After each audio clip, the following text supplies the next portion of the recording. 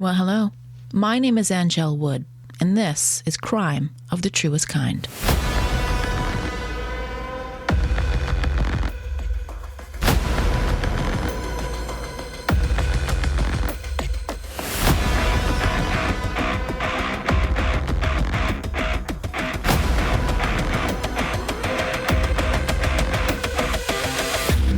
Welcome back. It is officially May, and this is officially my 17th episode of Crime of the Truest Kind. I'm very excited about it.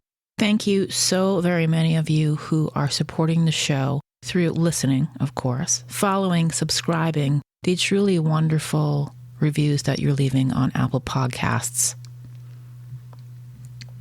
Those have been incredible to receive, knowing that you're enjoying it and knowing that you feel like I'm doing a good job representing these stories. That is very important to me. Thank you, Susie Harris. Thank you to Susie. Thank you to the Golden Holden. They left a glorious 5-star review on Apple Podcasts this past week. A wonderful find. What a perfect podcast. Angela's managed to create a perfect balance of gravity, humor, and just darn interesting stuff. Thank you. If you like true crime in New England, this is the podcast you've been looking for. 5 stars approved. I love it. Thank you, Sandy, Lee, Kelly, Jean, Mark, Tom, Brooke, David. I'll be dropping some care packs in the mail too.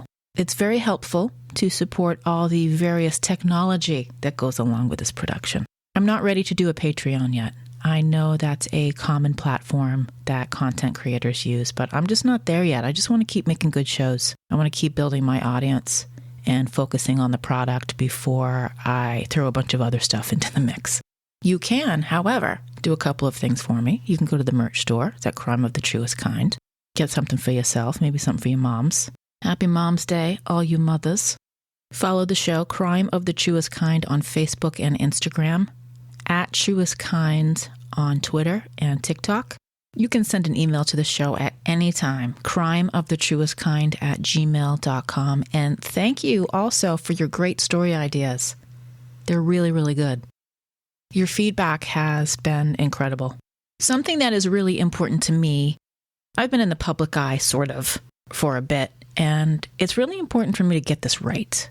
And as I continue to produce these shows, I continue to learn, and I continue to learn more about victims of violent crime, crime across the board, and most importantly, how all of these things that we do with these true crime podcasts and YouTube channels and documentaries, how these things affect the families of those who are left behind. I say this all the time. The families who are left behind have a major burden to bear. And what often happens is the person who took their loved one from them goes on to be celebrated, and the person they took disappears. So I thank you for being here. I thank you for continuing to listen to the show, and I thank you for telling other people about it. On this episode, number 17, we go to Groveland, Massachusetts. It is a town that I know well because I spent a big part of my childhood there. It is very familiar to me. This story is very familiar to me. I will talk to a family member directly involved in this case. This is the story of Beth Brodie, Groveland, Massachusetts.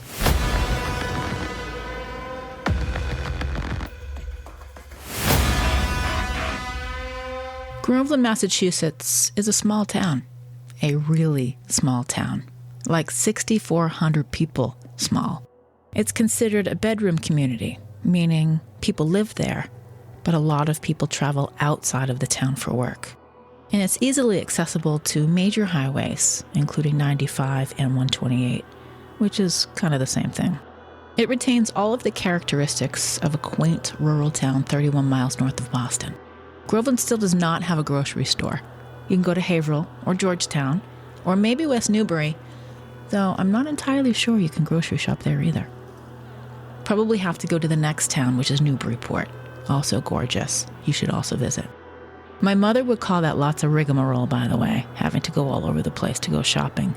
But she did her shopping, as I remember, in Plastown, New Hampshire, which is right over the state line. They had a Jack in the Box. And for me, that was extra awesome. The grocery store had a set of swings that I'd play on. I'd just run over there through the parking lot and play. I'm truly shocked I didn't end up on a milk carton. She wasn't what you would call vigilant. As a small town, its biggest attraction is probably Cedardale, the Cedardale Groveland Outing Center. As they write on their website, has been making the most of the great outdoors for more than 20 years. Originally a private family swim and tennis club, the facility has been continually expanding and improved to better serve its clients and campers. Today, it is the premier facility of its kind in New England. Sounds nice. I seriously doubt I've ever been there. There are some notable people from Groveland. Pat Badger comes up.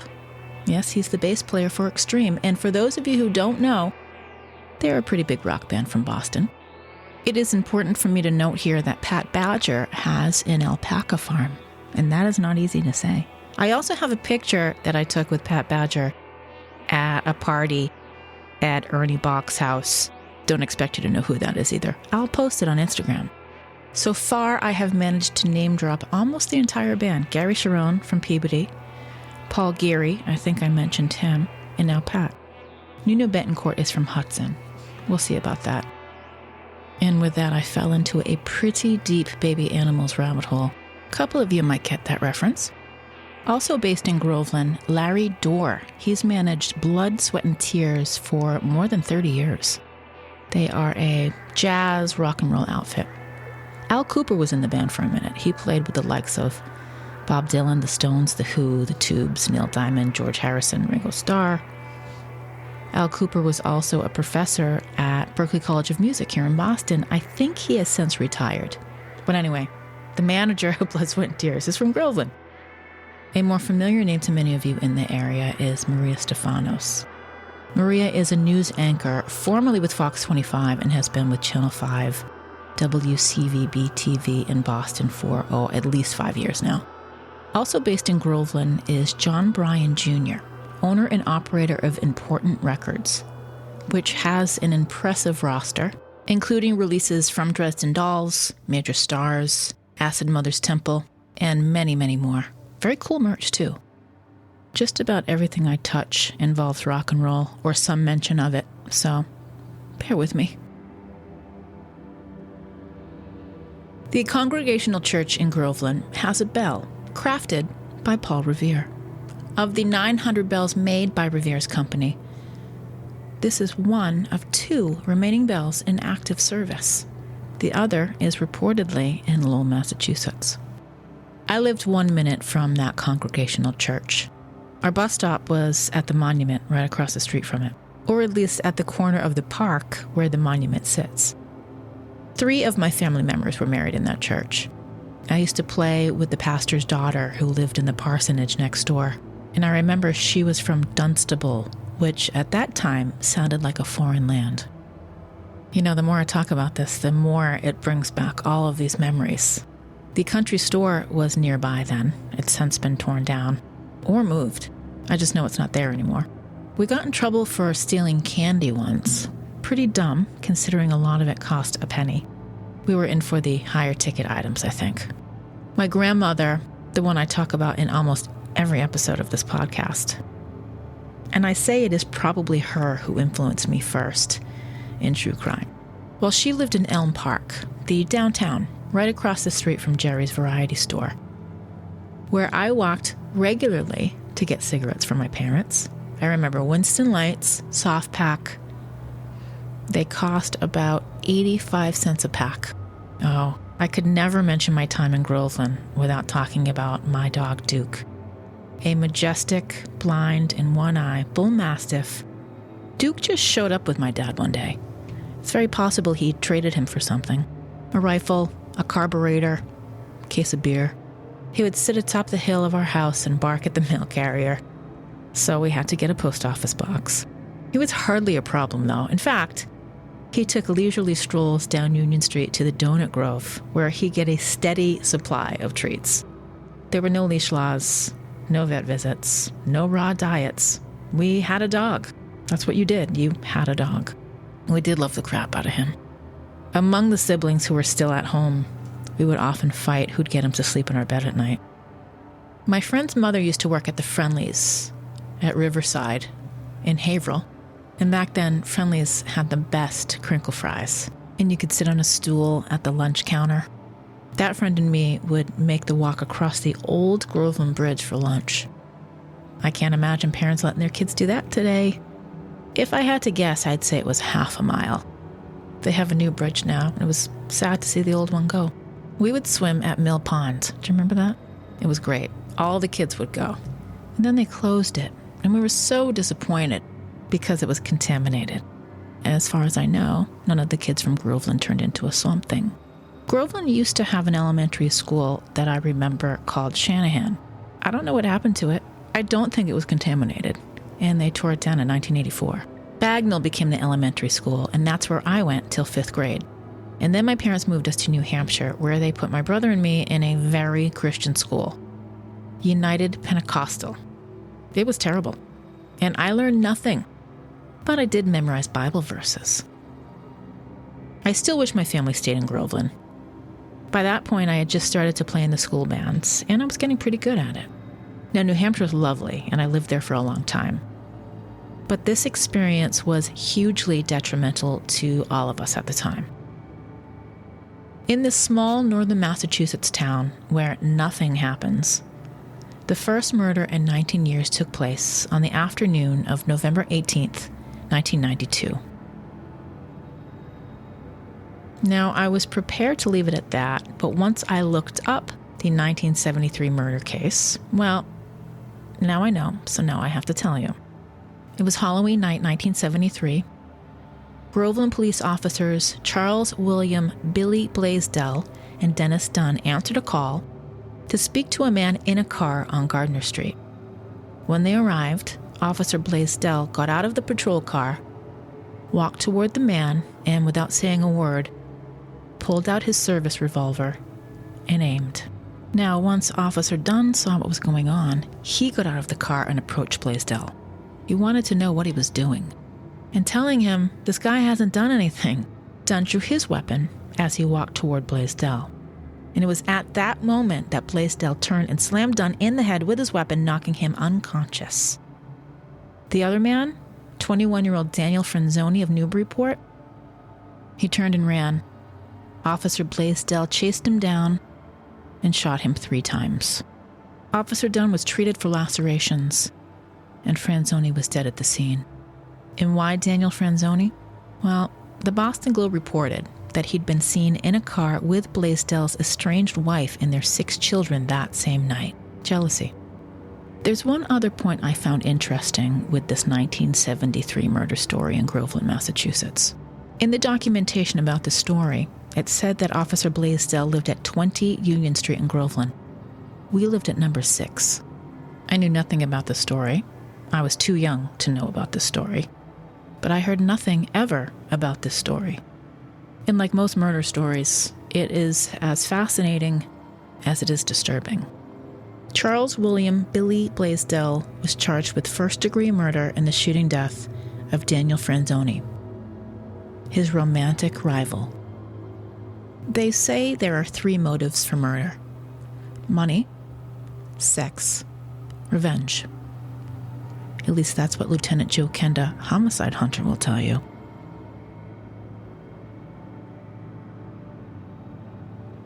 Beth Brodie was born October 10th, 1977, one of 4 kids and the second of 3 girls. I think of Beth often when I'm in Groveland, and I drive by the neighborhood where I knew she lived and where I knew she'd been killed. I don't know a lot about her, but I wanted to. We so often hear about the offenders, the perpetrators of crimes, hardly ever the person the crimes were committed against, or so rarely. The true crime genre, as it has become known, is riddled with sexy serial killer t-shirts and who's the most badass lady killer. You do you. I'm not going to do that. Some of it was kind of embarrassing. I have difficulty finding information about victims in these cases, due in part to them being decades old. And we didn't chronicle our lives on MySpace or LiveJournal or Instagram then. Someone wrote about Beth saying, "A beautiful light was extinguished in our lives." Beth Brodie was 15 when she died. She barely got to live. Beth's brother Sean, who I speak to as part of this episode, has been on the forefront of keeping her memory alive.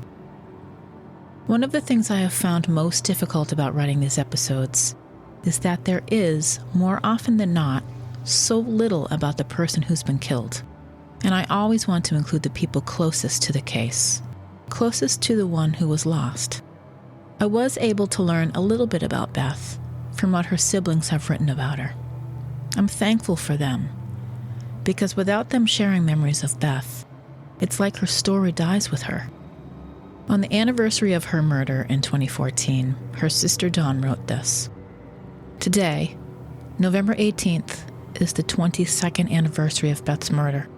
I remember almost every horrifying detail from that day. There are some I have buried deep down in order to survive. I also remember how pure and beautiful Beth was. She was kind, funny, and so smart. Beth was innocently goofy, always laughing. Beth and I were best friends. I still think about her every day. I will tell you about what happened on that day, the day Beth Brodie was killed. It's important to provide the facts of the case and give you context to this conversation. Beth was a bright and friendly 15-year-old girl, a little shy, I think, smart, and was just coming into her own. She joined the cheerleading squad at school, and she was feeling really good about it. She had lots of friends and 2 sisters at home that she was close to. She'd spent a few afternoons that previous summer with another boy from Groveland, but they were hardly dating. No one dated at 15. Not then. You might meet at a friend's house and drink Diet Cokes and watch a scary movie on the VCR. You might meet up at the mall, sit in the food court, or maybe you would all go to the local swimming hole, provided it wasn't contaminated. Still upset about that. Whatever the case, 15-year-olds in 1992 didn't really date.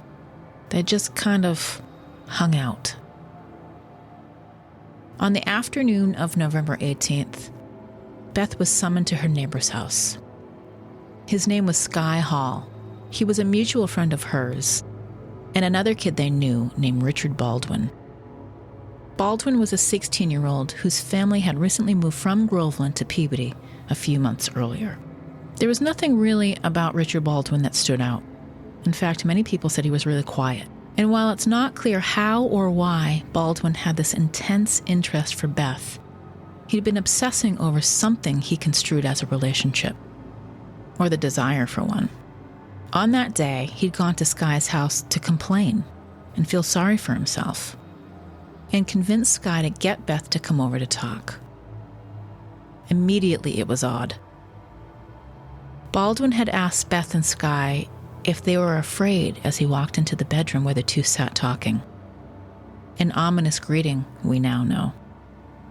Sky left the room to allow them a few minutes' privacy to talk. Baldwin was pressuring her to be his girlfriend. She was not interested, and she said no. She seemed to have sensed something wasn't right with him long before this confrontation. Beth did not give him what he was after.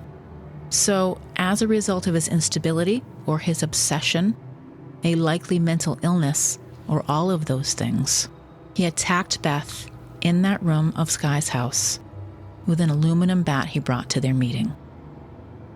He had clearly thought about what he intended to do that day.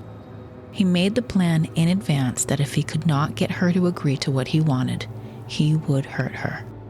When she declined, he said a few awful things and then raised the bat and swung, hitting her, and again. Beth's petite frame could not withstand that sheer force, and she would succumb to her injuries. In a panic, Sky went for help to the Brodies next door. Baldwin ran away like a coward. He ended up at Pentucket High School, just down the street from the scene. There, he ate handfuls of pills, flushed them down with old wine, and confessed to murder to the school principal and a teacher. He was arrested, charged, and then transported to the hospital. It was still the Old Hill Hospital then, on Buttonwoods, where I was born, and probably Beth too. Once he got there, it was determined he had a life-threatening ingestion of alcohol, Xanax, and ibuprofen. Also there He admitted to a nurse that he killed Beth. Police officers on guard in the hospital overheard him talking to his parents about the murder. One report said that at some point, he asked if he made the news. As time passed, the Brodie family were forced to deal with the violent death of their beloved 15-year-old girl, the media attention surrounding the case, and the indifference to what they were going through. I choose to believe that at her age, she was like a lot of us. MTV, playing our favorite songs over and over. She was into the popular songs on the radio. Again, what I imagine Beth to be like. The week she was killed, How Do You Talk to an Angel by the Heights was the #1 song. I can see her singing along to that.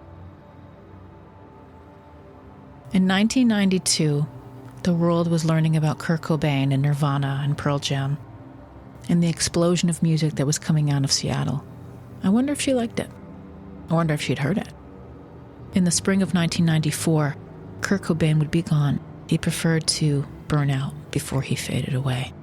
And in the spring of 1994, Beth's killer would go on trial, charged as an adult. His defense attempted the diminished capacity route, saying he lacked substantial capacity to appreciate the wrongfulness of his conduct or to conform his conduct to the requirements of the law. They were trying to say that he had no control over what he was doing. How many times have we heard that one? One juror spoke out about how disturbing the crime was and said Baldwin had asked Beth to her face, "Do you want to turn around for this?" That juror had to look at those pictures. That juror voted to keep him in jail for life. Well, the entire jury had to look at those pictures. I imagine the entire courtroom did as well. I hope her family didn't have to look at those pictures. On April 4th, 1994, a jury found him guilty of murder in the first degree on theories of deliberate premeditation and extreme atrocity or cruelty for murdering Beth that day with a baseball bat. He got a life sentence, no chance of parole. The family was as happy as they could be with the verdict, as happy as a family could be who lost their daughter to a violent crime. Beth didn't get a chance to realize her dreams, and her family believes her killer doesn't deserve freedom, ever. And then Beth's family were forced into juvenile sentencing advocacy when the laws for juvenile sentencing were changed in 2013. They didn't sign up for that, had no intention of having to do it, and they had to learn how to function in this way. I want to thank Beth's older brother, Sean Aylward, who's been front and center in the fight to keep Beth's killer in prison for life. I spoke to Sean about Beth and what families of murdered loved ones go through, and how the victims are all too often forgotten. This is our conversation. We spoke via Zoom this weekend. Zoom is, well, it's Zoom.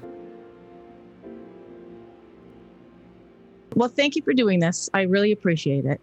No problem. I gave you a little bit of background on me. You know, I've been in radio for a long time. I've gotten, a lot of great researching and writing skills and, media relation skills and all of that. But why I do this, it's for a different reason. It's not for, if I had to put it into words, it would be that these stories need to be told. And I really hate the way a lot of people tell these stories. I agree with that. But I think it's just the world we live in these days. Like I said in one of the emails, there are more people on the criminal sympathizer side than there are on the victim, which if they actually heard some of the stories, hopefully the way that you're going to portray them, then they would start to understand. I've read a lot of, reputable news organizations that dehumanize the person who's dead.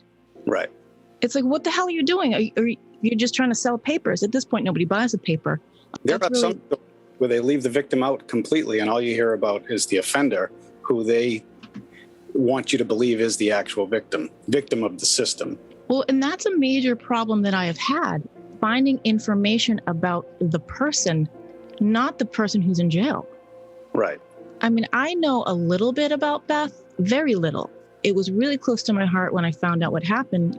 I don't know when you left Groveland, but my family was on Union Street, so right near the Congregational Church. Right. So we were pretty close. And right. I still drive. Every time I drive through Groveland, I go to my old stomping grounds. I think of Beth every time I drive down that street. every time I think about that. Awesome. Because it's, we're not that close in age. You and I are probably closer in age, but, I was a 15-year-old girl who just wanted to have fun, who just, wanted boys to like me. I wanted to hang out with all my pals. No one could have anticipated what was going to happen that day. Can you tell me a little bit about what life was like for your family before this happened?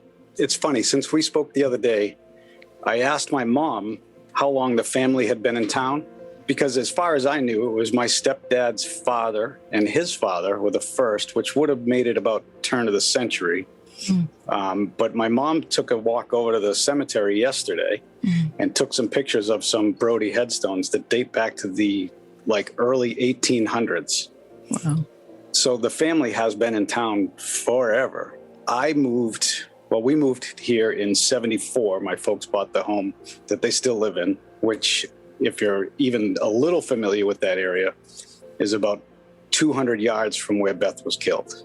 Mm-hmm. So every time they leave or come to the house, they drive past it, which is, in my mind, it's got to be torturous. I mean, it's in my mind every time I drive past the house. So it's got to be the same for them. Beth was one of 3 girls, which are much younger than I am. Beth was 8 years younger than I am. I'm the only one from my mom and my father, and my mom and stepfather had 3 girls, one of which lives in Raymond, New Hampshire now. The other one lives in Plymouth, New Hampshire. So nobody's at home, just my folks. They're both retired. Back then, it was pretty simple. The 2 older girls, Dawn and Beth, were both cheerleaders. But Beth was very quiet. She was shy. No boyfriends to speak of. We had a small neighborhood. Where the Groveland Manor is. It was right behind us. So she had some friends down there, but a very small circle of friends back then. And by the time she got to middle school, closer to the end of middle school, 9th grade, 10th grade, she really started to become herself, her own person. She joined the cheerleading squad with her older sister, and they bonded like you wouldn't believe, because now they had even more in common. And Dawn got to share her circle of friends with the cheerleaders, and you could say the popular girls. Where Beth was more of a bookworm, she would rather study. She had great grades. She's probably the smartest of all the kids. And she just led a very simple, quiet life until she got to that age where boys start to become interesting. I don't know how she ever connected with this one. Had she ever spoken of him before or anything? Had you ever met him? Never. Well, I was out of the house for a couple of years at that point. So they were never really boyfriend and girlfriend. I mean, if you think about that age, a boyfriend is the guy you sat at the lunch table with. That's right. You may have walked home from school together. Well, they even took different buses, so there was even less interaction, though they had a common friend that lived right down the street. So that's where they would connect. But apparently there was something about him that she didn't like, because when he wanted her to be his girlfriend, she said no, and more than once. So that's when he must have developed this plan that he would make her hers or nobody's. So it happened at a neighbor's house. They had a mutual friend. About that day, this person, I understand it's now a man, a boy named Sky that they knew. Yeah. The person came over. I don't even want to say his name because you probably don't want to hear it anymore. It's a vital part of the story. But like you said, I don't like to say it. So. I understand why. I totally understand. I don't even like posting pictures of these people when I talk about them. Right. Because they're not really, unfortunately, they created this part of the story, but they're not the main source of the story. If that makes sense. Of your story, but to many people it is. That's right. That's right. So tell me what you know or remember about that day.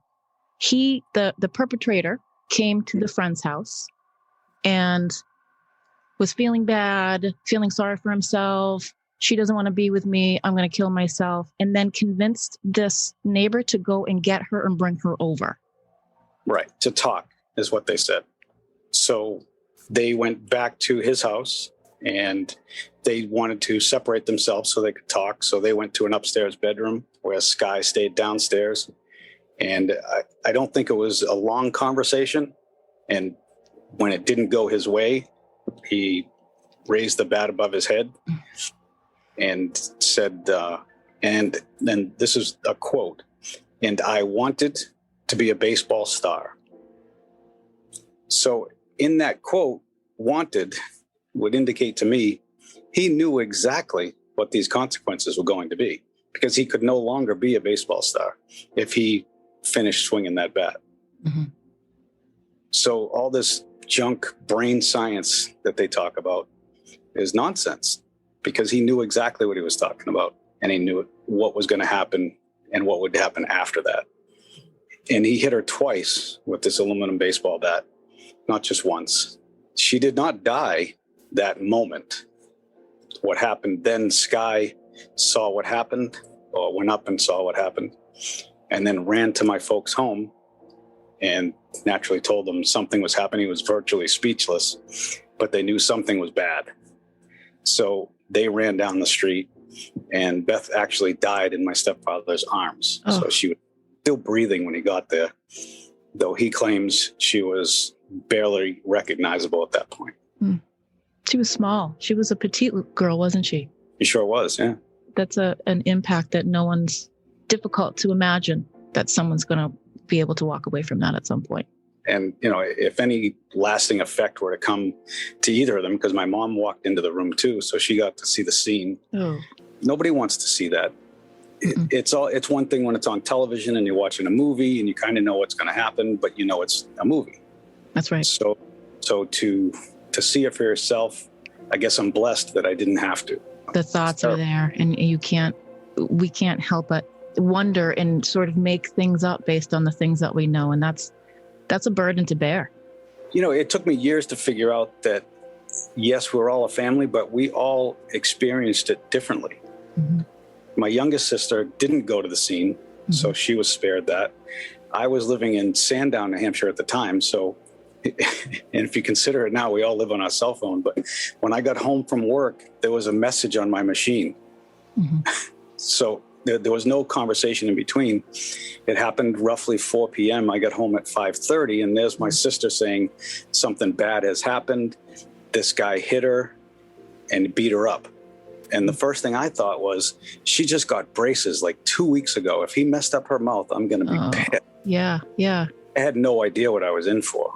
Wow. So on my way from Sandown to Groveland, I stopped at the police department to find out what was going on, because it was just before the house. And I don't know if you know any of the police. You might have been too young to know them then. I don't. But one of them was a family friend, graduated high school with my stepdad. And he came into the lobby, and all he could say, and he struggled to say it, was, "Just go home." Mm. My memory of it all is much, much different than my sister Dawn, who saw it. She was on scene. And my folks and my youngest sister, she was spared that. But it was horrible. Was the boy whose home it was ever implicated at all in what happened? He was a key witness, but there was never any indication that he was involved. Mm-hmm.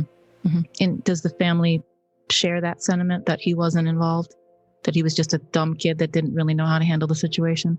I think there's probably some animosity there. It makes me wonder why he couldn't stop it. Mm-hmm. Was there something else he could have done? He did invite her over. He, put the meeting together. So it's tough to swallow that. Mm-hmm. Mm-hmm. Though it's probably not his, I can't say it's his fault. I don't know. I don't care to see or talk to him either. Right. I tend to think about that on the human level. Like, there's some culpability there. Like, it's his house. I mean, all these years later, who really knows, right? Who really knows what he was thinking? And unfortunately, we know what the other guy was thinking. So he took off. He went down to Pentucket, ate a bunch of pills, and then said, "Oh, get me some help." He had some cheap bottle of wine and some mixed pills. They weren't even all the same thing. So I don't know whether he brought them with him or if he grabbed them from Sky's house or whatever he did. But another failed attempt at suicide. Mm-hmm. So yeah, he's a coward. Mm-hmm. He pulled off this act. And obviously, if he didn't think it was going to be that serious, he wouldn't have tried to kill himself. like in many other cases, would have just carried on with his life and, probably bragged to his friends or whatever. Mm-hmm. Tell me a little bit about what it was like when they were ramping up. At first, of course, a kid that age, they always go for the juvenile sentencing first. And the DA's office was like, no, we're not going to have that. So there's a period of about a year's time before they ramped up to charging him as an adult. Is that accurate? It may have been a year, but I would say in my memory, it was very quick. Either that or we just knew right off the bat that it was going to be an adult charge. Mm-hmm. So all of those early court cases, I think I've kind of blacked them out. I remember being in the courtroom in one of the cases. I don't know if it was a transfer hearing or not, but it was in Haverhill. And I was 2 rows behind him and nobody between us. Mm. But he had detectives on both sides. And one of them, I know who he is. I can't remember his name, but he was big. He was a big guy. And I remember in my head thinking that I could, before anybody could stop me, I could reach over this row and twist his neck. But it wouldn't have done anybody any good. I don't even know how I ended up sitting behind him. The rest of my family was on the other side of the courtroom. And I don't know, but I can still clear as day remember thinking I could just reach up there and snap his neck. He wasn't a particularly big kid either, right? Just 16 years old? No. Yeah, those early court cases, the court appearances are pretty blank in my head these days. Because it was a long time ago now. Right. So we're fast forwarding to 94. He was convicted, sentenced to life in prison, no possibility of parole because of the brutality and the circumstances around his actions. Right. And the family at that point must feel some relief. Sure. They told us right then, that's it. He's gone for the rest of his life. You'll never have to deal with him. You won't even have to think of him. And we could focus all of our energy on Beth and her memory. He's not even part of it anymore. We got the best that we could possibly hope for. And you are now a unwitting advocate for juvenile sentencing. You didn't sign up for this. Right. You were thrown into this. And back in, 2012 was the first ruling. And then the Massachusetts ruling came in 2013 that they were changing life sentences for juveniles. Let's talk a little bit about that. Well, we didn't pay much attention to the 2012 because it wasn't local. Mm-hmm. It hadn't really touched home. And in 2013, believe it or not, I found out from a friend of Beth's that this was a possibility. We had not been contacted by the DA, which we laid into him about. It's not fair that I find out from a newspaper clipping that this is going to happen. So we put out a letter writing campaign, and we bombarded Blodgett's office with hundreds and hundreds of letters. How could you do this type of letters? The family needed to know this beforehand to somewhat prepare, if you can prepare. Right. And before I knew it, he was on my phone, him personally, not somebody from his office, but Jonathan himself. And he was trying to explain his way out of it. And I told him, I can't really accept an apology here because the family should have heard from you a while ago. We should have known that this was coming. Since Jonathan and I have become very close, we talk a lot. Him and a couple of the girls on his staff, we talk all the time about certain issues, relative issues, I should say. But at the time, some of Beth's friends started the Facebook page that we have now. I wasn't all that involved in Facebook at the time. It was one of those, whatever, I could do without it. And then this happened, and it was the best way to possibly communicate with Beth's friends and people from town and stuff like that, people that would remember. I thought it would be more of a local issue where, we'll just get some people together from Groveland, we'll put this thing to bed, and happily ever after.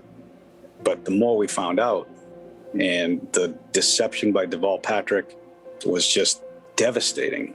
I had never, till that day, till I found out it was Deval Patrick that put the stamp on this thing, I had zero interest in politics, none. With a lot of help, we reached out to some senators and some representatives. Before I know it, we got 50 odd people together with 5,000 signatures on a petition to go to Deval Patrick's office. And we had arranged the meeting with his staff, so he knew we were coming. And it was an appointment. And we got there, all of us, walking down the hallway. It was on the news and everything. And he wasn't there. Completely dissed us, left us standing there in his office with no resolution. Because at that point, they had changed it from no longer life in prison. And in Massachusetts, they tiered it, right? Based on the brutality level of the offenses, like 15 to 20, you can go before the parole board in 15 to 20 years for light brutality. And then, you have to serve a full 30 years for brutal, inhumane crime. And then you can go before the parole board. Am I kind of accurate? Yeah. In also being a wise ass about it. Well, I mean, it's nonsense is what it is, the way they did it. And there's a lot of arguments about mandatory minimum sentencing. It's a pretty blurry line as it is anyway. And they claim that, any juvenile convicted of first-degree murder must serve life. And you can't really do it that way because some of them their brains underdeveloped. But if there is no mandatory minimum, then you need to judge each case on its own merits. Mm-hmm. But then they throw this blanket policy over it saying we're not going to judge each case on its own merits. If you're a juvenile, you're a juvenile, you're a juvenile, and that's it. Well, we certainly have a lot of evidence in the Commonwealth by itself.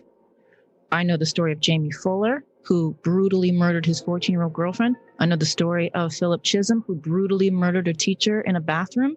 I just told the story of both of those families. Rod Matthews. Yeah. That story is horrendous. Yeah. And he's been before the parole board a couple of times now. We went to the lab in 2017, and Jeannie had no idea we were there. It was part of my mission to go and get involved in these juvenile cases. And, that's not an easy ride for me to get down to Natick from New Hampshire. No way. We would go down the night before, get a hotel room for the night, and just go in support of the family. Because have you ever been in that office in the parole board? Mm-mm. There's about 20 seats for each side. And it's pretty cozy. And to be 10 to 15 feet away from the offender is chilling. Mm-hmm. And to hear the way some people remember these cases, no matter what the case, Rod Matthews is a good one, or Jeffrey Ribeiro, those cases are just brutal to listen to. I don't know if it were my own case, how I would restrain myself from reacting inside that little room. And you haven't had to face Beth's killer yet, because he did have a parole hearing, but he canceled it. Is that right? He scheduled one and never went, yeah. And why do you think? Well, we put on a huge push. We were all over the media, in the newspaper, social media. We were on the news. So it was pretty obvious that there was going to be a lot of opposition to his parole. And I like to think that that's why he canceled, even last minute. Although what it does to us as a family mentally is just awful. Well, and that's a question that I've been thinking a lot about. What is it like to emotionally prepare for something like this? You've never had to face this before, and now you're forced with the prospect of going before this person that did this, that decimated your family in 1992. What is that like? It's torture. I would say definitely torture, because now, for the longest time, like I said earlier, we only had to memorialize Beth. Mm-hmm. And now the thought of parole brings that day right back to the forefront of your memory. And you don't want to relive those days. It happened. I won't say you got over it, but you were able to safely tuck it away where you could access it when you want. Mm-hmm. But now we were forced to think about it and how it affected you. And like I said, that's when I realized the way I experienced it would be different than the way my sisters faced it or handled it, and my parents and even her friends. There's really no preparation. For me, the way I prepared was to go to those other hearings and see what happened. Good point. And I learned a lot, because what people tend to do is get up and say the same story. And now each side, or the victim side, gets 5 witnesses for 5 minutes. So to tell the same story 5 ways doesn't really get a point across. And I don't think it's going to do any good to convince a parole board member. So I tried to educate my family about it, and the other people that might speak, is you need to make it different from what they've already heard. They know the details of the case. They know what his incarceration has been. They know what his record is. So you need to bring Beth back into the story. That's right. Not so much what life would be if she were still here, but what the world missed out on. And there's no way to do that where she was so young. It's hard to say. What do you think, in your best imagination, what do you think Beth's life would be like today? What kind of person would she be? I think she would have been in some sort of care type services. She was very caring and attentive. Other people have suggested she might have been an attorney. She was smart. She was, and she probably would have been the worst attorney, because she probably would have been a defense attorney. And I think, in my opinion, a defense attorney, hopefully you become a prosecutor, but it usually works the other way around. Mm-hmm. You usually go from prosecution to defense. But I think she would have been a terrific mom, because she was a good big sister. She was a good little sister. I'm sure she would have been happily married. She was pretty selective with her friends. The world missed out on now she's a bright star in our life, but she was just everybody's little sister. She was everybody's good friend. She was just starting to blossom, like, those butterflies that she loved. Yeah. How was your family? How are your parents? I'm good. I think they deal with it differently.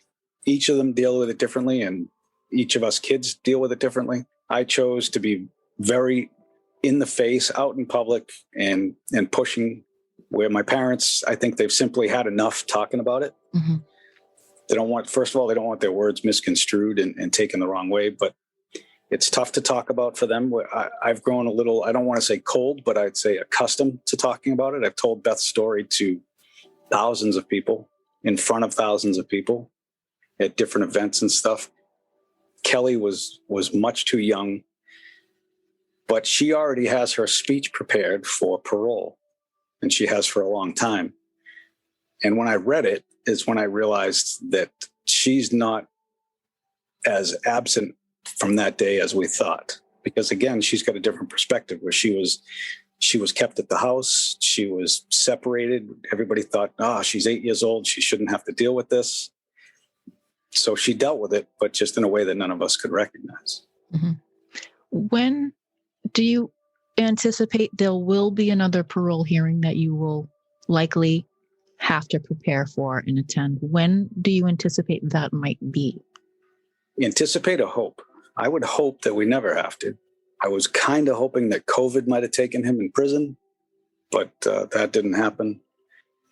I would like to think we're not going to have to, because he has a horrible disciplinary record. He has spent the equivalent of about 10 years in solitary confinement. He's got lots of disciplinary problems. He's heavily medicated, and I don't think he can survive without those things, from what I've heard from other people. We've talked to a woman in prison services or something like that. So she has worked with him. Mm-hmm. And when he is not on his medication, he cannot behave himself. So it's not likely, but I never want to rest on that. Is there any documentation about horrible behavior leading up to this with this guy? I haven't been able to find any. I call them my red flags. There's none of that, like killing neighborhood cats or anything like that type stories. Mm-hmm. There was one woman that lived in the same apartment complex as him for a little while down in the manor that said he always had this like blank stare to his face, and sometimes he was trying to be like the tough guy, but there was no violent outrage or anything like that with him. What would you like the public to know about the re-victimization of families? That's a great question, because it's tough to explain without having to live it. And all I can say is the more I tell this story to people, you can actually identify the moment when you tell Beth's story that they realize, holy shit, that could have been me. It could have been my kids or my niece or whatever it was. And I wouldn't say they well up, but that realization definitely dawns on them that this was not some drive-by shooting. It was not a car accident that took somebody's life. It wasn't a mistake. Premeditated murder is completely different, where the victim is chosen by the offender. Obviously, nobody chooses to be a victim. And if you can't honor the innocent, then there's no sense in any of it. Then there's no sense in going to court. And that's just a horrible way to live. So I guess the message I would like to portray is we must honor those victims. And nobody's going to be able to realize what it is to be the victim or even to be a survivor of a victim until it happens to you. And nobody wants that. I've always said if a crime like this could land on the right person's doorstep, the law would change. Absolutely. Because no one really pays that much attention until it happens to them. And it doesn't affect them. The result doesn't affect them. It's just another piece of paper that comes across the desk and they sign off on it. It's my understanding that the public can attend parole hearings for people that are sentenced to life, I believe. Yeah. Would you want people from the public not directly involved to come and support the family? Sure. Would you be open to that? The room is very, very small, so there's not a lot of people that can actually get in the room. There is an overflow room that holds maybe another dozen people, but there's lots of room outside. When we were planning for parole, that was our plan. We were going to line both sides of the street in Natick and just join hands, kind of like a parade of support leading up to the parole office. Mm-hmm. I was contacted by the parents of one of the stories that I told early in this podcast, and it has affected me and will stay with me forever. And I invited them to come on. I said, if you would ever like to come and talk and clear the air and fill in the lines that I didn't get right or I didn't have. Because they were very gracious and they said, you got the story right based on all the court documentation, but there's other things that happened. And I'm like, I have no way to know that, but you're welcome to come. And this was in 1997 that their daughter was murdered. They still can't. They're like, we just don't think we can do that. We just don't think we can talk about it. Yeah, I think you'd get the same reaction from my parents. Mm-hmm. So I think it's easier for me to do their bidding, if you will. Mm-hmm. They trust me with my perspective, though not at first. They weren't all that happy with it. But I think it shields them a little bit from it, whether they realize it or not. I would say, based on the information that I have learned about covering these cases, and most of them are very brutal, if you beat someone to death premeditatively, if that's even a word, I don't know that you should get 30 years and get out. Right. There's a lot of talk about they can be rehabilitated. Okay, so if rehabilitation starts on day one of incarceration, when does the punishment start? Because there needs to be a punishment. So what if you did this and we think that we can fix you, then you've served no punishment. Well, prison isn't a place where people get worse in prison. Do human beings get better in prison? Well, it's when not they find God. Because he's hiding there. That's where people usually find him. I don't know that is there a possibility for someone to be rehabilitated in probably the worst place that they can ever go? You know, I tend to believe that, but if you think about, I call it the benefit package that they get. It's kind of like a poorly decorated resort. They get free medical, they get free dental, they get free eye care, they get free haircuts, they get a free gym membership, they get a college education if they want, they get to go to church, they get 3 meals a day, all for nothing. It's a pretty good package. You pay a lot of money for those benefits. It's a very interesting take on that, Sean. Inmate benefit package. I have really learned quite a lot in the research that I've done on these stories that I've been covering. And my intention is always to have compassion and empathy for the people who have been through this. And even the parents of some of these kids, because some of these parents, they did not do this. Some parents are really terrible, and we know that. Some parents contribute in a major way, and we know that. But it's really easy to say, oh, the parents didn't parent, so that's why the kid's the way he is. Not necessarily. Correct. I agree with that wholeheartedly. And I've heard on your other podcast that we didn't all grow up in these, fantasy land marriages and family atmospheres. Mm-hmm. You know, some families are just different. Mm-hmm. They handle things different ways. They have different personalities. And, you know, I'm tired of hearing the broken home story and sympathize for me, sympathize for them, because you can survive that without killing people. Because if that were the case, there'd be a whole lot more juvenile killers out there. I know a lot of people who came from, my family life was not great, but none of us killed anybody. Right. And I understand. I definitely understand that there are contributing factors to people's behavior. And I'm not going to deny that. But we're talking about somebody who brutally murdered somebody who's in prison. And it's questionable if that person's going to be safe out on the street again. Or rather, other people will be safe when that person comes out on the street again. How does somebody that's been in prison for this amount of time come out to a world that we live in right now with almost global Wi-Fi and cell phones and I mean, life is just so much different today than it was when they went in. I think the learning curve is way too steep for them to survive. I just don't know that there's support. Legitimately, I don't know that there's support for someone to come out of prison after being in there for 30 years. Which is why they end up back in prison. I just don't know that society has that level of support. There's no provisions for that. And that's an honest take. I just don't know.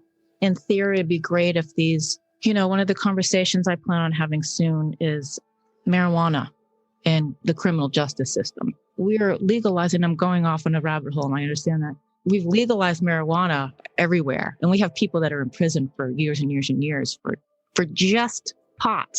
Right. Like they didn't hurt anybody. Right.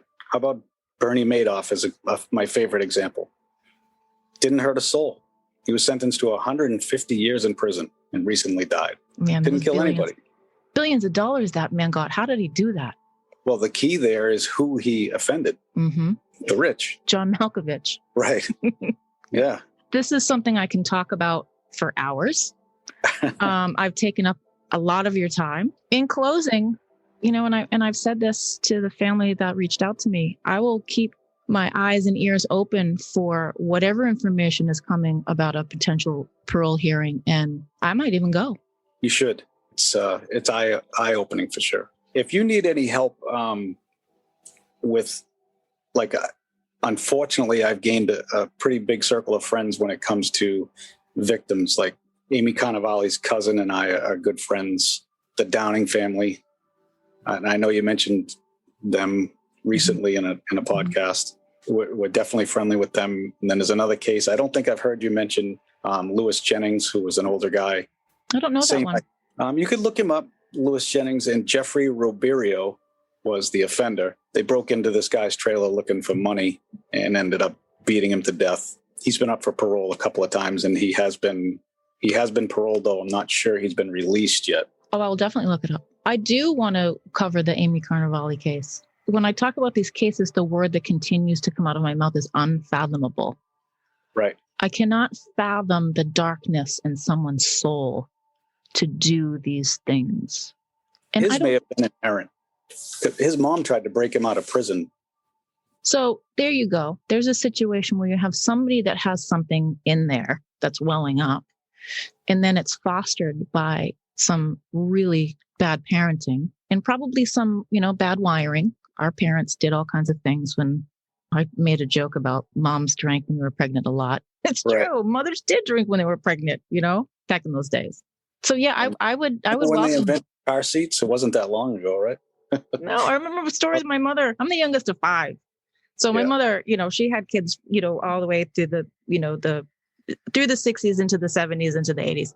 It was just like, here you go. You just put them on the front seat. They'll be fine. And did you ever ride around in the back of a pickup truck? Yes. On a lawn chair. Right. Yeah. On 95. Right. Yes, I did. Imagine what would happen now. I would like to keep in touch with you. Sure. Anytime. If you're open to that, I would like to follow what happens. I will definitely follow what happens. If this clown goes up for parole, I will be on top of it. Yeah. The attorney get assigned to them for parole, and it's state funded. Is that right? Meaning they get paid win or lose. Because the law affords that. He has a right to that. Is that different? Was that not the case before? It was not. You had to fund your own attorney. Expert witnesses and stuff like that were all on your dime, on the defense dime. And now the state pays for it all. Well, I really appreciate this. Thank you so much. This is the perspective that I really want. There's only so much you can read in, the Globe archives. Oh, yeah. You don't know anything about the people involved. The only real information you can find is the information on the parole stuff and him going before the parole, and then it was scheduled, and then your family found out that he called it off. Right. That's brutal. You're being offended reoffended over and over again. Right. And mentally, it's painful to go through that. All right, my friend, my new friend, take care of yourself and love to your entire family. I'm sorry this had to happen to you. Well, don't let me down. Make sure it's focused on the victim.